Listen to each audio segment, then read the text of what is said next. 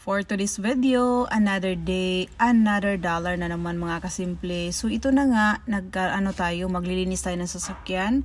Actually, naka-car wash na ito at kailangan ko din may vacuum sa loob. So, ang una muna natin gawin ay padaplinsan natin nga itong mga boxes dere kaysa gabal basta akong paglilinis. Kaya ayan na nga mga kasimple. Yung aking business dyan ng mga recycle, kailangan ko talaga siya ipadaplin siya sa para dili sa gabal sa itong paglimpis sa itong sasakyan ba. So ayan, naka-recycle na talaga yan lahat. Sabi ni Papangkano, linisan mo na sa loob ng sasakyan, ikaw na ang mag-vacuum kasi magpa-car wash na siya. So ito na nga, yung mga boxes na yan, ito na ipadaplin sa nato na, no? Back to chismisan muna tayo mga kasimple. Ito na nga, mayroon nagko-comment sa aking videos. Sabi niya, bakit kailangan mo pang magbablog madam? Hindi mo na kailangan mag-vlog kasi may kano ka na. So alam niyo mga kasimple, kahit mga kasimple pagod na ako, nagtsatsaga akong mag-vlog.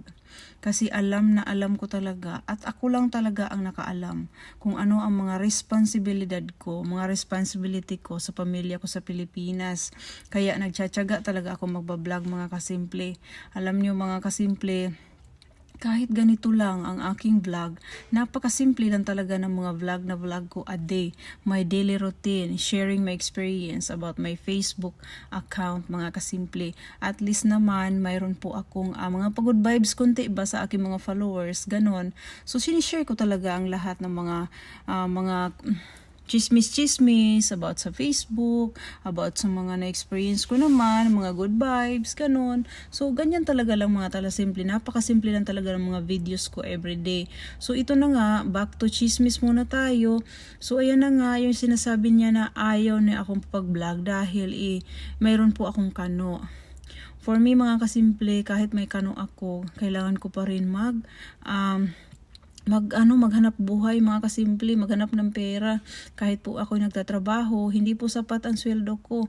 Ayan, mayroon po akong pamilya dito sa Amerika at mayroon din akong pamilya sa Pilipinas na sinusuportahan. Kaya hindi po pwede na hindi tayo magsa-sideline.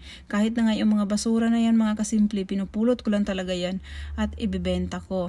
Kaya hindi po natin ikakahiya yung mga ganun basta magkaroon lang tayo ng pera. So ayan na nga, back to chisme naman tayo ulit mga kasimple. Ito na nga sasabihin ko sa inyo na malaki po ang tulong po sa akin ng aking mga videos. Unang-una sa lahat, maraming salamat po sa laging nanonood ng aking videos. Nakakatulong po kayo sa akin mga kasimple.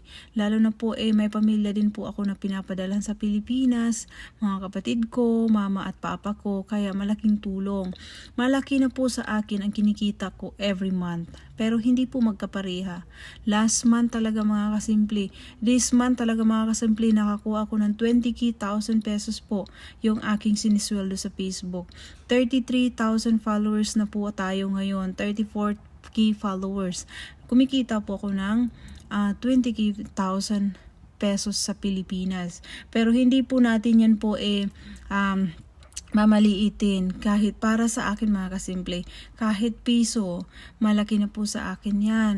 Kaya ang 20,000 pesos po, napakalaking tulong na po yan sa akin. Kasi marami rin po akong expenses na kailangan kong bayaran. Meron pa akong pinapalagaan sa atin na baboy, sa aking ate. So kailangan talaga magtiyaga ako. Kailangan ko talaga kung tulog kayod para may makain ng mga baboy doon. Hindi sila magutom.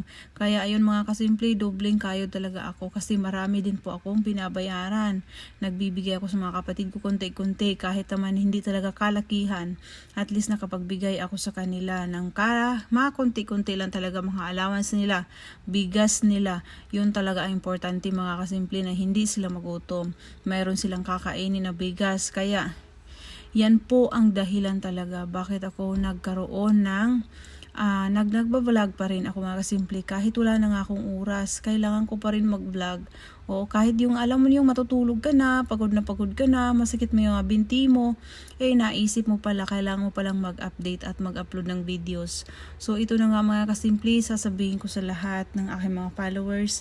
Thank you sa lahat. So mayroon din kayong sa lahat po ng mga Reels creator na aking mga followers, continue lang guys, continue sa laban, Kayang-kaya niyo yan. Kaya nga ng kasimple niyo. Kayo pa kaya. Kaya maraming salamat sa lagi niyong panunood ng aking videos. Sisikapin ng kasimple nyo na mag-share pa rin ako ng mga story ko guys. Kung paano natin na-achieve ang ating nagkakaroon ng maraming followers at maraming views. Ayan. Thank you sa inyong lahat mga kasimple. Malaki na po yan sa akin mga kasimple.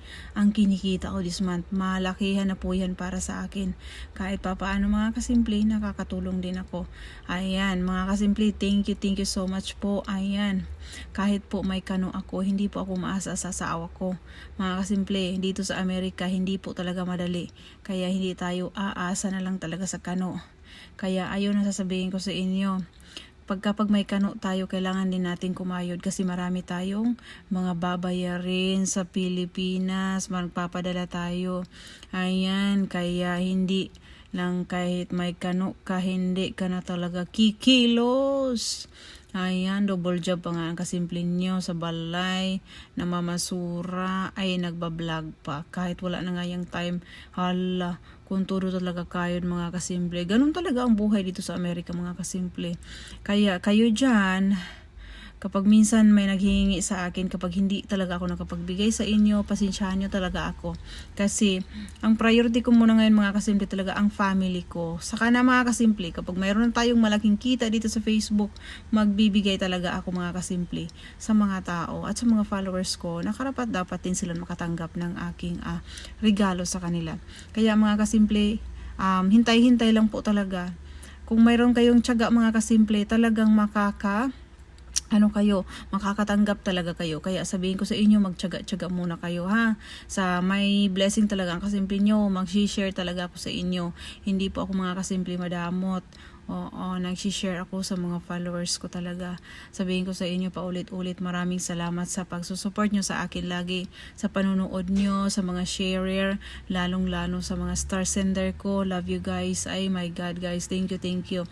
Hindi ko akalain na maging ganito na tayo ngayon. Meron tayong star sender, taga-sharer, mga comment, and lahat-lahat support nyo andyan lagi para sa akin. Thank you, and God bless you all guys. Mag-ingat kayo lagi guys. Ayan. Maraming salamat. God bless all.